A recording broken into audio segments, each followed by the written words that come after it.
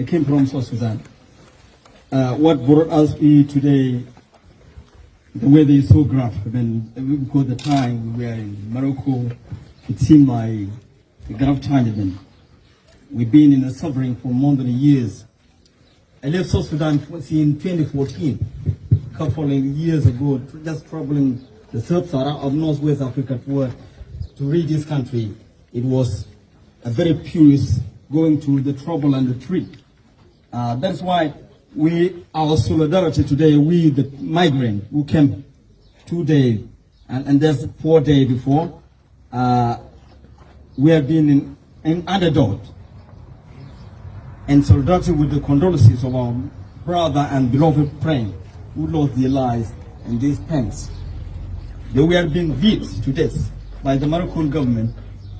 And then the time before we came to the pens, they just moved with a helicopter and the airplane, flushing us through the forest in Salwan and in Nadorme, just dropping the tear gas to we are in the desert, in the forest. We left the village a couple of days ago, just more than 2 to 3 months. We are just living on the forest. Nobody, even the nearby village, it's forbidden for we the black people to go and buy for you a food. All shops were being forbidden. No one could give the black person a food for consumption, even though you have a money in your hand. You could not be able to afford to buy for you something to eat. That is what we have been the day before.